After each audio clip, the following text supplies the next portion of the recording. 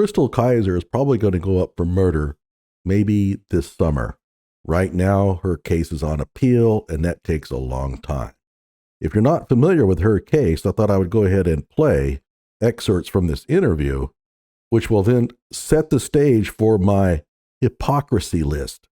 We're going to examine how those who support Chrystul are going to frame their arguments and how hypocritical they're going to seem. Hello out there. I am trying to get through. With his powerful brainwaves cradled in the warmth of reasoning, it's time for Johnny Walker Dredd to straighten you out on a thing or two. Emanating all the way from exciting Las Vegas, Oklahoma, it's the Johnny Walker Dredd Show. Okay, so let's go ahead. I'm going to play excerpts from this clip so that at least you kind of understand where this is going.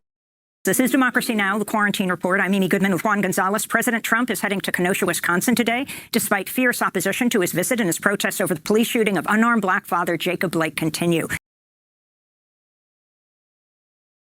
On Monday, Trump defended 17-year-old Kyle Rittenhouse, the white militia member who opened fire on Black Lives Matter protesters in Kenosha last week.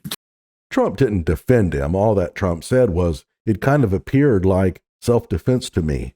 Okay, fine. It turns out that, guess what? Kyle Rittenhouse was exonerated. Why? Self-defense. But you go back and listen to the way that she put it. He defended him. Oh my God, claiming self-defense. Ha! And of course, Kyle is a white militia member. That was never proven. And in fact, it's almost certainly not true. Killing two of them. Well, Jacob Blake's shooting by a police officer and the police behavior in the streets of Kenosha have brought renewed scrutiny to another case from 2018, that of black teenager Chrystul Kizer, who faces charges of killing her alleged sex trafficker, a 34-year-old white man, when she was just 17 years old. Court records show that the man, Randall Volar, had a history of sexually abusing underage black girls as young as 12 that was known to the Kenosha police, but he remained free for months. Then in June 2018, Kizer says she shot and killed Volar in self-defense after he drugged her and tried to rape her. Chrystul Kizer was freed from jail on a $400,000 bail in June, but still fighting her case. She was given bail. How is that possible? We'll talk about that later. She faces life in prison. A key figure in the story is Kenosha County District Attorney Michael Gravely. The prosecutor in Kizer's case will also decide how to prosecute the officers involved in Jacob Blake's shooting. Well, for more on this story and the role of Kenosha police and prosecutors in it, we go to Akron, Ohio, where we're joined by Washington Post reporter Jessica Contreras, who's covered this story extensively. Last year, she wrote an in-depth piece headlined, "He was sexually abusing underage girls. Then police said one of them killed him." Yeah. Jessica Contreras got suckered in by her story. So, Jessica, thanks for joining us. Why don't you go back to 2018 and talk about what happened and why Chrystul Kizer ended up in jail and is facing life in prison? Thanks so much for having me. Yes, Chrystul Kizer was 16 years old when she met Randy Volar. She was living in Milwaukee at the time. Her family had moved there recently, and they were in and out of homelessness. Randy Volar was sexually abusing Chrystul for over a year. We know this because he filmed it, and there's video evidence of him filming sexual abuse of other underage Black girls. In June of 2018, Chrystul says she went to his house one night because she had had a fight with her boyfriend, that she was hoping to just find refuge in this adult who she had come to trust. She had come to trust him. That's going to be used against her.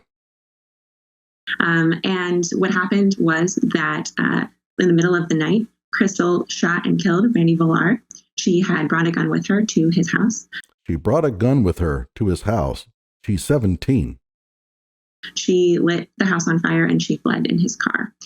She lit the house on fire. There's a lot more coming out about that. And by the way, I don't want to make it appear like I'm against her. I'm using some sarcasm, not so much on the facts itself, but her reporting of it. She has been talking to Chrystul Kizer and she's absorbed Chrystul's story, but she is whitewashing a lot of what took place. Chrystul Kizer may very well be innocent, but the facts still have to come out about that. But this reporter has bought everything that Chrystul said. And there's a reason for it. It's political. The prosecutors in the case say that Chrystul premeditated the murder, that she intended to go there and kill Mr. Villar they say because she was interested in stealing his car. Chrystul tells an entirely different story. Right, but why don't you present the evidence that the district attorney is relying on? You have to be fair to your audience, and you're not being fair. You're withholding a lot of information here because you're trying to paint a very pro-Chrystul story. Okay, Chrystul may be in the right, but we can't make that decision if we have reporters like you biasing your output. I've spoken to her at length from jail. She says that she was acting in self-defense. And basically, Chrystul is at the center of this case that says everything about the sexual trauma that so many young Black girls go through when they are trafficked. And first of all, she's no longer claiming self-defense. She told you she acted in self-defense, and you bought every bit of it. But as the evidence unfolded, it turns out that this was clearly not a self-defense case. Now, there is another affirmative defense that she is claiming, and that's called safe harbor. Okay? She may very well get exonerated on account of it. But whatever the case, this is not a case of self-defense. The evidence simply does not support it. But she told you she did, and you're buying it 100%. This is what happens when you go in and you interview people, but you don't have any bullshit meter going off. You have to understand that the person that you're interviewing may not be being honest with you. What can happen? She is not the first sex trafficking victim to be criminalized for what she says is self-defense, but her case took place in Kenosha.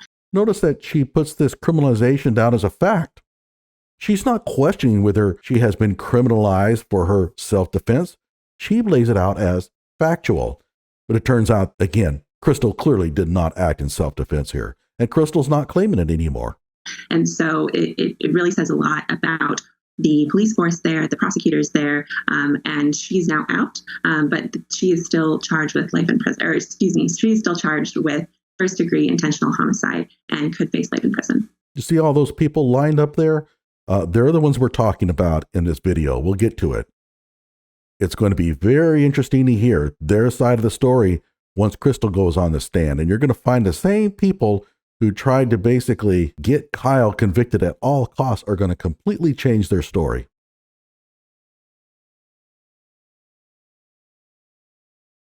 And because she moved between a jail and a prison at the time, the box that the evidence was in was actually mailed to her mother. And so I was with her mother when she was seeing for the first time a partial report of the investigation into Mr. Villar. And there were a number of pictures that were screenshots from these videos, including a screenshot of her daughter, that she could see that police had evidence that her daughter was with this man, and that they had this evidence that he was abusing not only her, but multiple girls. It was just devastating to watch. I can't describe. Her mother was, of course, crying and screaming. And her mom was grappling with the fact that if this man had been arrested and if he had been held, her daughter wouldn't have done what she did, and her daughter wouldn't be facing life in prison. Right. But the mother also played a role, and it's a pretty sad one. Her mother brought a boyfriend into the picture, and the boyfriend basically abused her daughter and was ultimately the reason why her daughter had to leave the house. The mother shares a lot of culpability in this. She can't pass it all off on the police department. And could you talk about the affirmative defense for child sex trafficking victims that Chrystul Kizer's legal team is attempting to use in this case? Yes, thank you so much for asking. That's a really important part of this case. So in many states, there are versions of what's called the affirmative defense for sex trafficking victims. So in this case, Chrystul was clearly a sex trafficking victim because she was underage at the time. And so what the affirmative defense allows someone to do is point to a crime that they committed and say that they committed that crime because they were a sex trafficking victim at the time. Now, this is something that is used frequently across the country for charges related to prostitution or solicitation. It is also sometimes used for things that young women, in most cases, can be forced into, such as robbery or carrying drugs.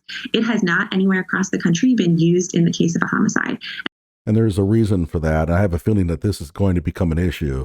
And that is, if you allow homicide to be, let's say, excused because of this affirmative defense, They're essentially giving people the license to kill. So the fact that this is going to be used in a murder case is extraordinary. We'll see how this plays out. As it goes so far, Chrystul Kizer appears to be able to use the affirmative defense for homicide. That's good for her. And Chrystul Kizer's defense team says that in this particular circumstance, she should be allowed to use the affirmative defense to explain what happened.